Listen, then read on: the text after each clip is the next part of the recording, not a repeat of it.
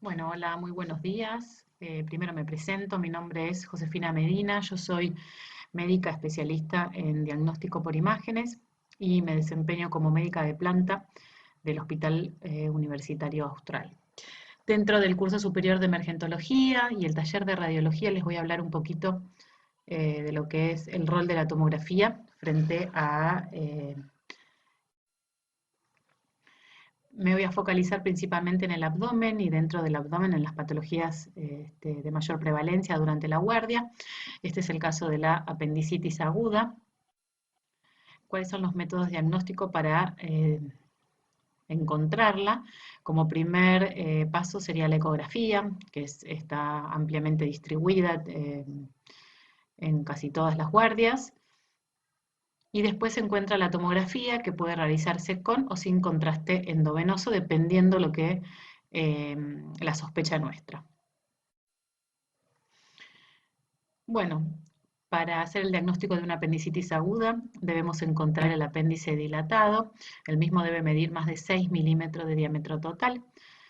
Por lo general presenta engrosamiento parietal circunferencial. Con la ecografía, si intentamos, una vez que lo localizamos, que se evidencia como una asa que termina en fondo de saco, y tratamos de comprimirla con el traductor, la misma, si está inflamada, no se comprime. También se puede asociar a la presencia de alteración de la grasa regional, líquido libre y apendicolito. Estos son ejemplos de apendicitis aguda con ecografía. La foto de arriba a la izquierda muestra en diámetro, en una vista transversal, el apéndice secal dilatado. El mismo mide más de 6 milímetros de diámetro transverso y engrosamiento de sus paredes. Arriba a la derecha se ve la misma imagen, el apéndice en su vista transversal, en este caso dilatado, asociado a aumento de la ecogenicidad de la grasa que lo rodea. Y este es la imagen de un apéndice secal desplegado. Se ven como es una imagen tubular que termina en fondo de saco. Y en este caso presenta en su interior un área más ecogénica con sombra acústica posterior que correspondía al apendicolito. Este es un ejemplo por tomografía, en este caso con contraste endovenoso, de una apendicitis aguda. Se observa la cabeza de flecha, lo que indica es el apéndice secal, en este caso dilatado, aumentado de diámetro, asociado a aumento de la densidad de la grasa circundante, y la flecha curva lo que muestra es una estructura ganglionar regional asociada. Este es un ejemplo de un apéndice normal, son cortes de cefálico a caudal secuenciales. Se observa a nivel de la fosa ilíaca derecha, primero se reconoce lo que es el colon ascendente y por detrás una estructura redondeada que en la primera foto presenta aire en su interior. Como se puede continuar en las fotos subsiguientes, inferimos que es una estructura tubular. Y esta es una reconstrucción sagital del mismo, lo que observa la disposición retrocecal ascendente de este apéndice normal. Otros ejemplos de apendicitis aguda por tomografía, en este caso sin contraste endovenoso. La foto arriba a la izquierda evidencia el colon ascendente asociado a engrosamiento de la fascia lateroconal, rarefacción de la grasa a dicho nivel. En el corte subsiguiente se visualiza la estructura tubular que se puede continuar en los otros cortes, que correspondía al apéndice secal con una imagen hiperdensa en su interior que era el apendicolito. Esta es la foto de ecografía de este mismo paciente. Estas son dos reconstrucciones en planos coronales y plano sagital, donde se observa en esta tomografía sin contraste la estructura tubular, en este caso ascendente, con el apendicolito en su interior y con rarefacción de la grasa que lo rodea y engrosamiento de la fascia lateroconal. Otros ejemplos de apendicitis aguda, este es un mismo paciente, también con cortes de cefálico a caudal. Se observa el colon ascendente, por detrás engrosamiento de la fascia lateroconal, líquido libre en su interior y la estructura tubular dilatada con el apendicolito en su interior que correspondía al apéndice inflamado. Otro ejemplo, se observa el polo inferior del hígado, el colon ascendente y la estructura tubular que se continúa en los cortes subsiguientes, atribuible a apendicitis aguda. Como complicación de la apendicitis aguda podemos tener la presencia de un absceso secundario a perforación y necrosis del apéndice inflamado. En este caso la tomografía lo que muestra es una imagen hipodensa en la fosa ilíaca derecha, con realce periférico, ya que esta tomografía presenta contraste endovenoso. Este hallazgo es atribuible a un absceso secundario a una apendicitis perforada. Como conclusión de la apendicitis aguda, tener en cuenta cuáles son las limitaciones de la ecografía. La misma es operador dependiente, puede ser dificultoso encontrar el apéndice inflamado o normal en pacientes obesos. La localización del mismo, la configuración retrocecal, también se ve complicado de ver, en este caso, en ecografía, y tener presente que en 1/3 de los pacientes el apéndice no se logra visualizar. Las limitaciones de tomografía se refieren a las limitaciones de por sí, aquellas personas que no pueden recibir radiaciones ionizantes, y también las contraindicaciones propias del contraste endovenoso. Bueno, otra patología muy frecuente de ver en la guardia es la diverticulitis aguda. Los métodos diagnósticos son los mismos que para la apendicitis, la ecografía en una primera instancia, y luego la tomografía, que la misma puede ser con o sin contraste endovenoso, con o sin contraste oral y o rectal, y el medio de contraste oral y o rectal puede ser contraste positivo o negativo. La diverticulitis es consecuencia de microperforaciones de algún divertículo ya preexistente. Esto lleva a un engrosamiento parietal y segmentario del colon en el lugar donde esté situado el divertículo complicado. Esto genera también estrechamiento de la luz y se puede asociar a alteración de la grasa regional y líquido libre. Esta es una ecografía, la de arriba, en una vista más transversal, donde se puede observar desplegado el colon a lo largo, en sentido longitudinal, y se observa una imagen ecogénica arriba a la izquierda con sombra acústica posterior que era atribuible a un divertículo. Arriba a la derecha se observa un corte transversal del colon con esta imagen ecogénica que sobresale desde la pared con sombra acústica posterior que correspondía al divertículo. La de abajo es una tomografía con contraste oral y endovenoso, muestra a nivel del colon sigmoides, estructuras diverticulares como muestra la cabeza de la flecha, y se asocia a una complicación de la diverticulitis que es la fístula colovesical, ya que la vejiga, que es esta imagen del centro, muestra una burbuja aérea en su interior. Este es otro ejemplo de una diverticulitis aguda. En la foto de arriba a la izquierda muestra un corte transversal del colon, que es la imagen esta que dice C, ese correspondía al colon, y la imagen sacular que sale de su pared, que correspondía al divertículo. Este hallazgo se asociaba a un aumento de la ecogenicidad de la grasa que lo rodea, que es atribuible a alteración de la misma. Estos hallazgos también pueden verse en la tomografía, esta foto ampliada a nivel de la fosa ilíaca derecha. Presenta este colon ascendente, una imagen sacular a nivel de su pared, que correspondía al divertículo, y este hallazgo se asociaba también a alteración de la grasa regional. Bueno, vamos a ver algunos casos también de patologías de guardia. Número 1 es un paciente que se presenta a la guardia con dolor abdominal y caída del hematocrito. Se le realizó una tomografía trifásica, en este caso son los cortes sin contraste, donde se observa líquido libre perihepático, y a nivel de la fosa esplénica una alteración de la misma, no se puede visualizar con claridad el vaso, presenta una imagen heterogénea que está circunscripta a la celda esplénica. Esta imagen heterogénea es predominantemente hiperdensa, lo que sugiere restos hemáticos, así como también el líquido que se encuentra a nivel de la pelvis, que presenta alta densidad. En cortes en fase arterial y fase portal se visualiza bien lo que es el hígado, el riñón derecho, cabeza, cuerpo y proceso uncinado del páncreas. Se visualiza ahora con mayor claridad el vaso, el cual se encuentra rodeado de toda esta imagen heterogénea, predominantemente hiperdensa, que presenta áreas más hiperdensas periféricas asociadas. En este corte coronal del mismo paciente se observa mejor el líquido perihepático y el espacio de Morrison, el vaso y toda la imagen que estaba circunscripta a la celda renal con líquido libre en la gotera parietocólica izquierda.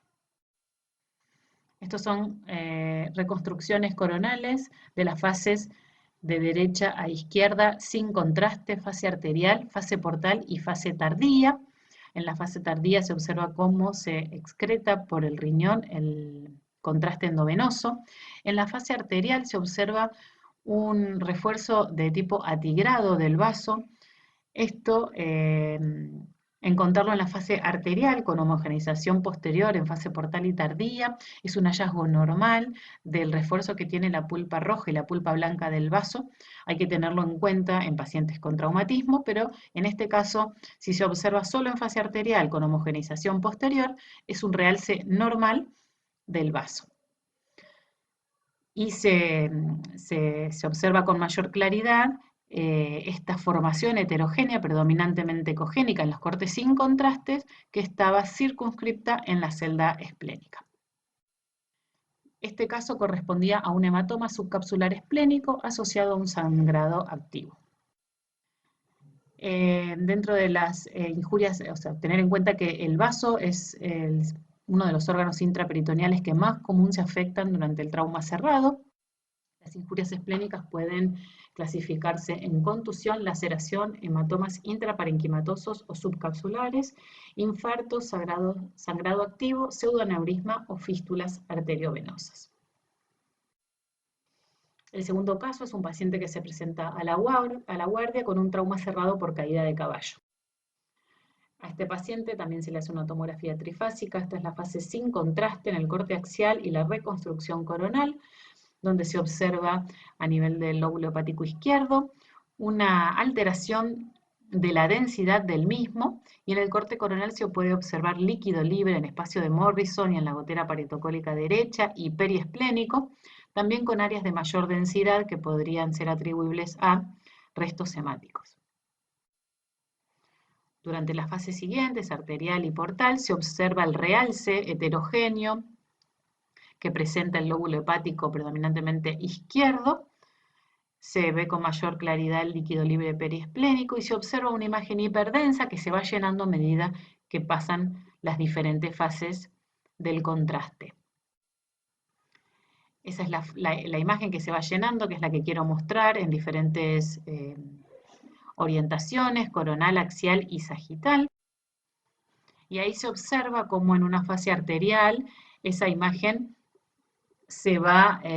aparece en la fase arterial, no se veía durante la fase tardía, y va aumentando en fase portal y fase tardía.